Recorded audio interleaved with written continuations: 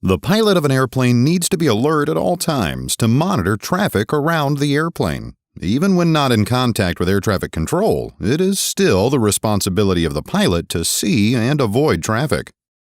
As airplane performance increases, the rate of closure between aircraft will increase, making the need to see, detect, and possibly take evasive action to avoid the traffic even more important. The more time spent looking outside will increase the probability of spotting a potential collision threat. There are several ways a pilot can increase the effectiveness of their visual scanning while flying. The most effective visual scanning for traffic is accomplished by using short, regularly spaced eye movements that bring different areas of the sky into the center of vision. With each segment scanned, eye movement should be no more than 10 degrees, and the eyes must stop in each segment for at least 1 second to allow the eye to be able to detect traffic. Peripheral vision can also be helpful in collision avoidance to spot other aircraft. As the eyes move from one area of the sky to the next, the eyes must refocus, and even while the eyes are focusing, the peripheral vision is able to detect movement. Movement is usually the first way a threat is discovered and can lead to the pilot taking action if necessary to avoid a collision. When scanning in a sky that has no features, the eyes will focus about 10 feet away. In order to keep scanning effectively, the pilot should shift their gaze to refocus their eyes. Pilots usually accomplish refocusing their eyes when scanning the instrument panel and back to the outside. It takes the eye several seconds to refocus when switching from looking at the instrument panel to outside for traffic or landmarks. If another aircraft appears to have no relative motion, it is likely on a collision course, and if the aircraft is increasing in size, then it is getting closer and evasive action might need to be taken. Scanning for traffic must be included when dividing attention between other tasks required to fly the airplane, and scanning could become less effective due to fatigue, boredom, illness, anxiety, or preoccupation with another task.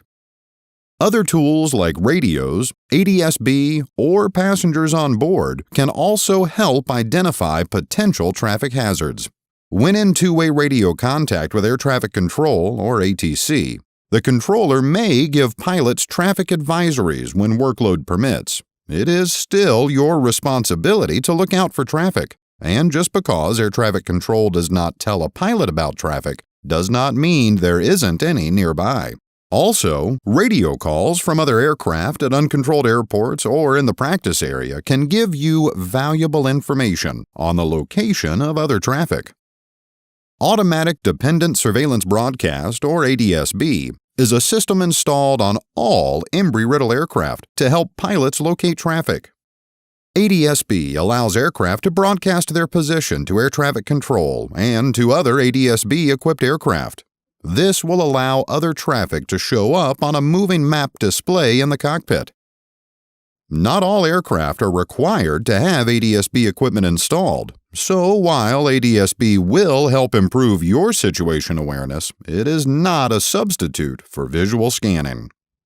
Passengers and other pilots on board the airplane can be used to help spot other aircraft in the sky. Traffic will be pointed out using the clock system. Off the airplane's nose would be 12 o'clock, the right wing is 3 o'clock, behind the tail is 6 o'clock, and the left wing is 9 o'clock. If traffic is spotted off the left wing, there is traffic 9 o'clock. Also, terms like high or low can give more direction to help others see traffic. Collision avoidance is a crucial aspect of every flight. Without an effective visual scan, pilots put their safety at risk. Remember to use all your resources to reduce the potential of a mid-air collision occurring.